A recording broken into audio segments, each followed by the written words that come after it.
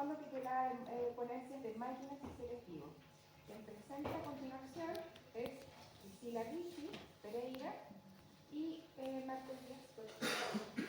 Y nos presentan, ¿cierto?, el tema que ustedes quieren mencionar. Claro.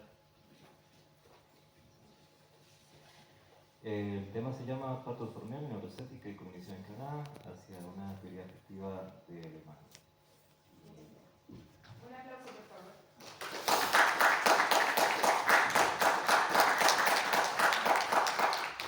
Bueno, buenas tardes. Primero que nada, muchas gracias por habernos aceptado para participar en el Congreso. Estuvimos revisando dentro de las ponencias seleccionadas y nos dimos cuenta que de ciencias sociales no habían tantas. Y aparte hacemos de una carrera particular, así que nos vemos un poco en la obligación de dar un poco de contexto antes de continuar con la presentación. Como ya intuyen por mi acento, yo no soy de aquí, soy de la Universidad de Costa Rica y Priscila nos acompaña desde la Universidad Federal de Sao Paulo de Brasil. Formamos parte de una red internacional de nuestro gremio, que precisamente nos permite pues, ir haciendo como trabajo en conjunto, ¿verdad?, sobre determinadas temáticas o cosas que nos interesen, y precisamente para poder identificar actividades como esta que parece que nos podrían aportar, ¿verdad?, desde el rango de lo metodológico y lo teórico para nosotros. Así que sin más, le cedo la palabra a Priscila para que nos presente un poquito el tema y Gracias a todos por la oportunidad. Me disculpen en portugués, por eso yo voy a escribir un texto. Entonces, como Marco ya presentó, vamos a hablar un poco sobre la obra de Vivaldi, un historiador de arte alemán, y cómo su obra puede aportar correlaciones con estas discusiones de este congreso, cómo este congreso puede aportar algunas consideraciones para nuestra profesión de historiadores del arte. Entonces, Warburg es un historiador de arte alemán y para Warburg, observar en su devenir el sentido de la empatía como una fuerza formadora de estilo es digno de nota para la psicología estética. Warburg rastreaba las migraciones y formulaciones empáticas, retóricas y visuales. Perdón. Bom, desde esta perspectiva interdisciplinaria también comprendemos nuestra participación en redes de pensamiento y colaboración, como la Fundación de la Ribeira, con sede en Bogotá, de cual Marco es fundador y que yo soy participante. Y hoy en nuestra ponencia vamos a presentar la noción de cuatro formas, particularmente como una idea de formulación empática, pensando como ciertos gestos y emociones cristalizan en las imágenes y permanecen vivos a través de los siglos.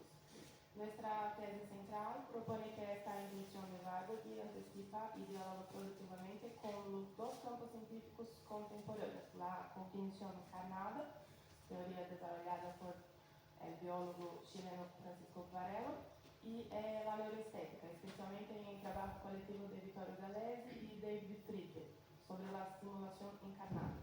Entonces partimos entendiendo que las imágenes no son como objetos inertes que simplemente contemplamos a distancia, sino como una de las invenciones fundamentales de la humanidad, dispositivos materiales capaces de activar todo el potencial emocional de nuestras experiencias cotidianas en un entorno simbólico.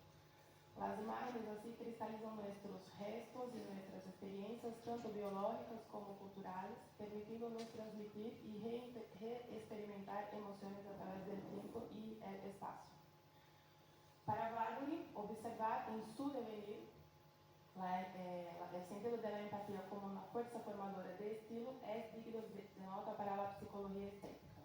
Entonces, rastreando esas migraciones y formulaciones retóricas y visuales de las imágenes, percibía diferentes tratamientos a lo largo del tiempo, con la posibilidad de se expresar incluso como una inversión energética o exegética, como en el caso del uso de la expresión gestual de una ménade en una procesión orgiástica para representar el dolor de María Magdalena al pie de una cruz, como vemos en la imagen.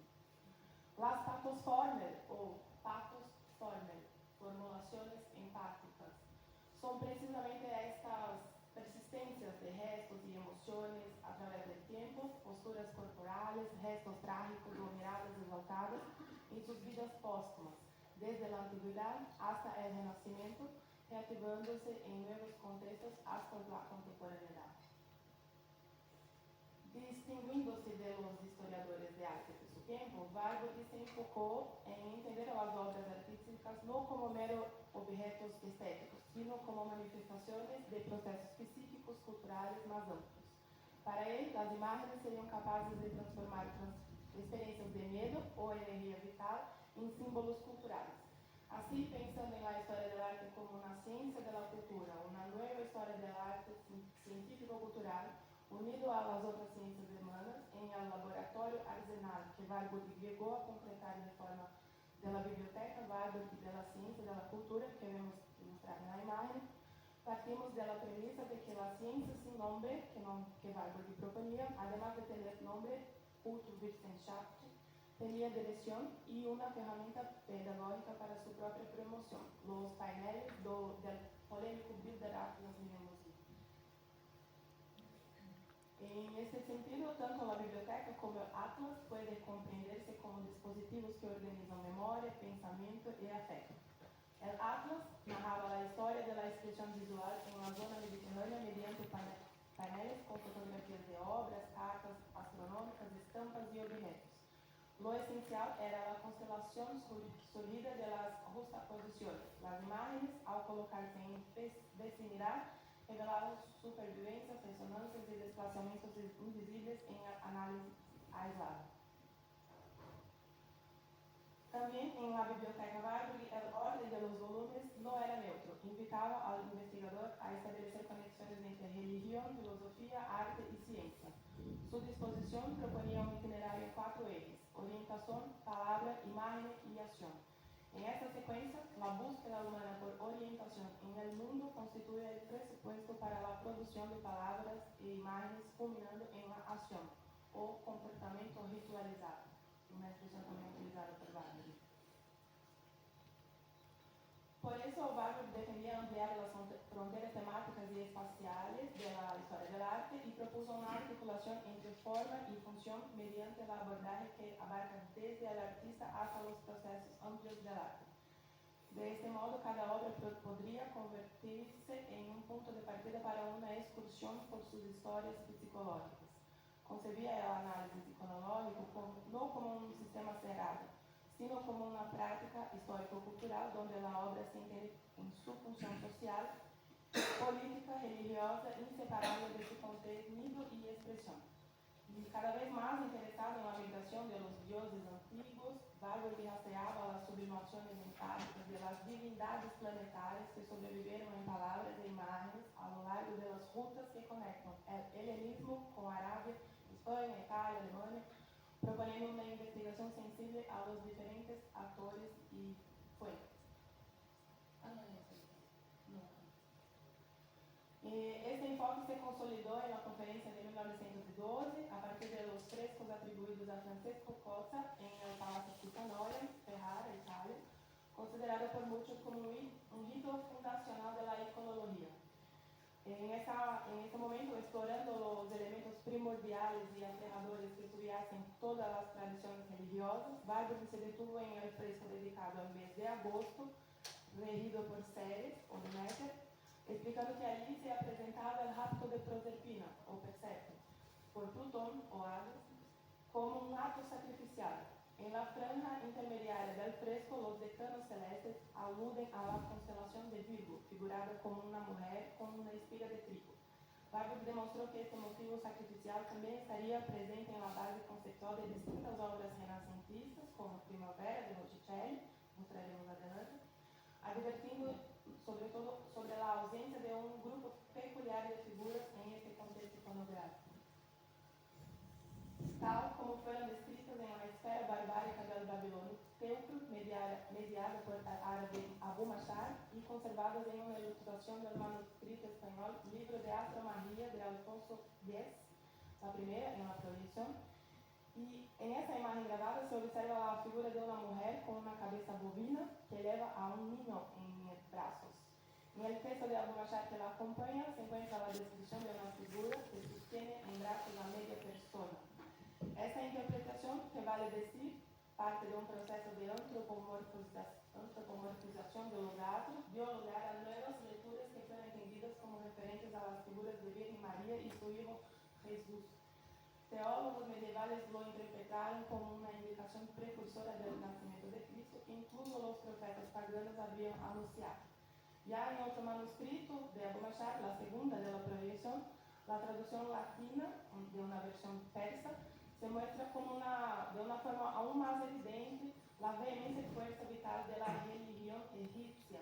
Aquí Isis entra en escena como una virgen con cuernos de cabeza bovina junto a un niño y con una expresividad dramática. Según Warburg, la virgen con la espiga en cielo coincide, por tanto, con la madre egipcia que fue obligada a llevar a su hijo al sacrificio. Al final de esta excursión exegética, Warburg analiza una pintura de Botticelli en que María, ya como madre de Jesús, recibe de un ángel espigas y uvas. En esta escena, la Virgen toca el trigo y el niño bendice las uvas, símbolos de carne y sangre del autosacrificio cristiano en lugar de la salvación por substitución. Warburg entonces vincula esta imagen al desmembramiento de Osiris, señalando como lo monstruoso y lo bárbaro fueron absorbidos por la espiritualización cristiana. Así, la propuesta de Warburg sobre las paposformes revela que las imágenes no son simplemente representaciones pasivas, sino dispositivos emocionales que operan simultáneamente sobre las sociedades europeas, antiguas, modernas y contemporáneas.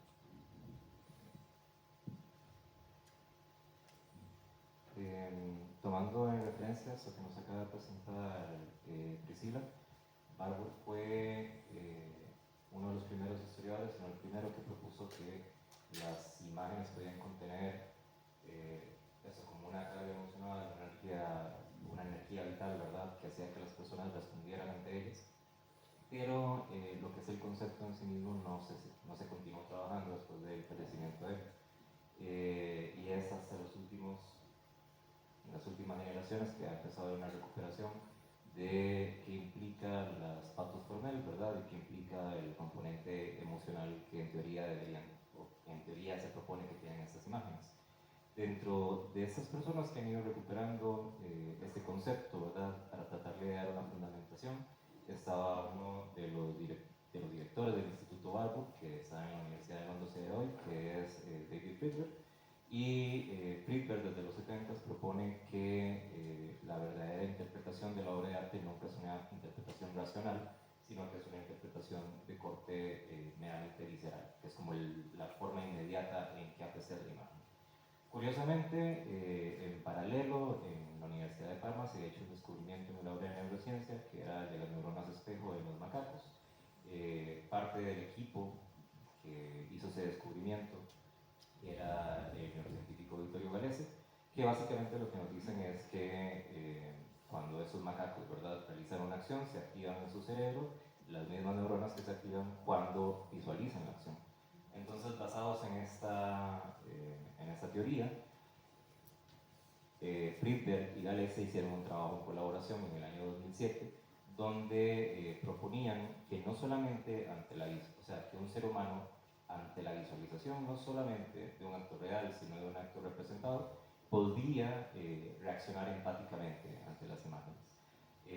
Así que se hicieron como una serie de experimentos que son una hipótesis, ¿verdad?, la que ellos titularon simulación encarnada, que lo que sugiere es que tendríamos, ¿verdad?, como una especie de componente neurobiológico que estaría, ¿verdad?, que es pre-reflexivo y que se activaría cuando nosotros visualizamos las imágenes. Ahora, tomando en consideración esto, para uno que es historiador, y justamente nosotros como historiadores lo que vemos nunca son como continuidades, ¿verdad?, que van desde un punto hasta el otro, sino que más bien lo que solemos ver son fluctuaciones. Entonces lo que se dice es como, bueno, si tenemos una imagen que tiene, ¿verdad?, como una carga, digamos, como emocional específica, y si tenemos una persona que tiene, ¿verdad?, como una forma de reaccionar a ella de forma universal, ¿por qué es que tenemos estas fluctuaciones, ¿verdad? Momentos donde la imagen o un conjunto punto imágenes tienen mayor relevancia, otras veces se pierden, luego vuelven a tener relevancia a través de la historia.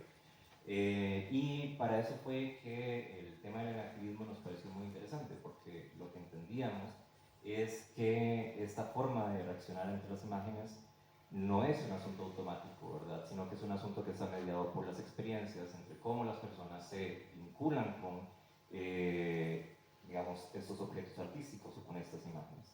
Entonces es esto, a través de la historia, dependiendo de las condiciones culturales con las que tenemos, vamos a encontrar entonces diversas formas de reaccionar ante las imágenes. Parte de esto que me parece muy interesante es que nosotros lo que hacemos es ir rastreando, ¿verdad? Como determinadas formas que se repiten a lo largo del tiempo.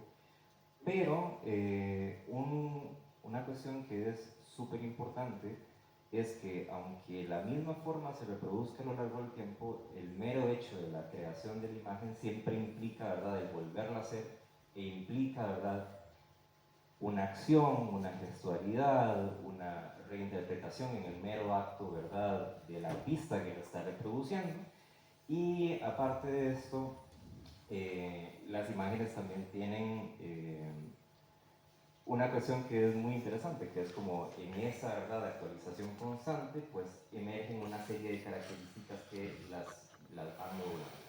Entonces tendríamos modulaciones más pequeñas, desde el mero hecho, ¿verdad?, de que un artista quiera reproducir una imagen que ya existe dentro de su repertorio, hasta mutaciones a nivel cultural más marcadas que hacen que empiece a dejar de ser empleada una imagen y surja la utilización de otra. Entonces, por ejemplo, acá para mostrarles un caso que son paralelos, que son dos imágenes del siglo XVII, nos encontramos a la Inmaculada Concepción de Diego Velázquez, ¿verdad? Y del otro lado nos encontramos a la Virgen de los Milagros de Cacupé, que es una de las imágenes más importantes de Paraguay. Y lo que nos damos cuenta es que aunque las dos son Inmaculadas Concepciones, todo lo que son las experiencias en la conformación de cómo se crea la imagen va condicionando las características con las que estas se van a experimentar posteriormente.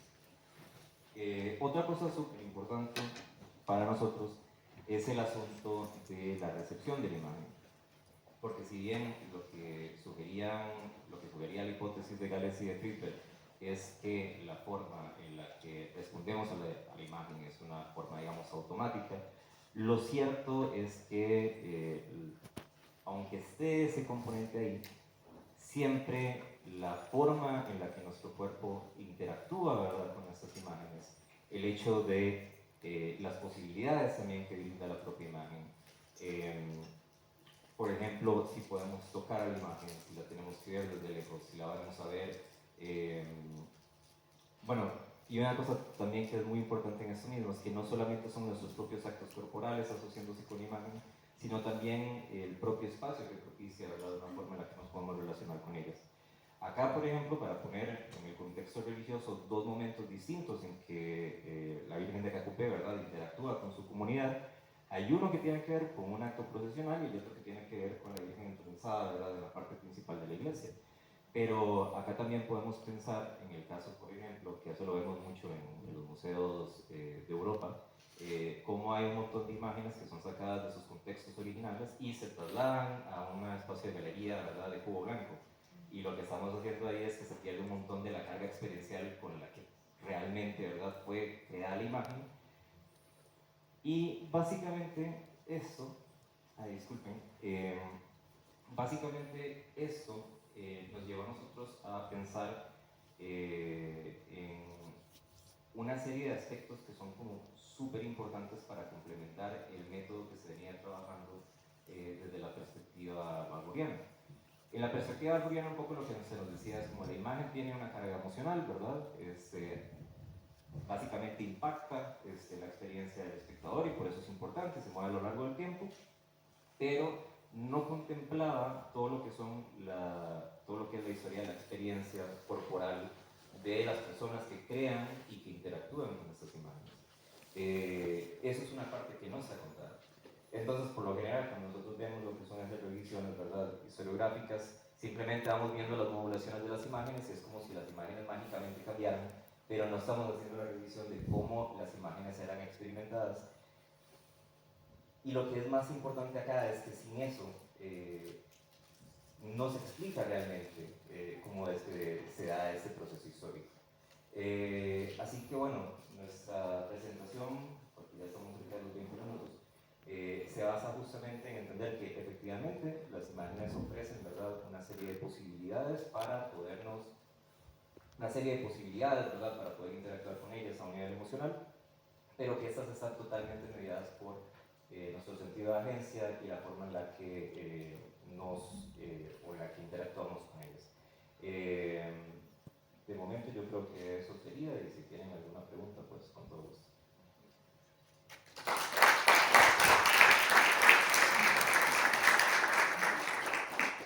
Sí, muchas gracias por la ponencia. Vamos ahora a las preguntas.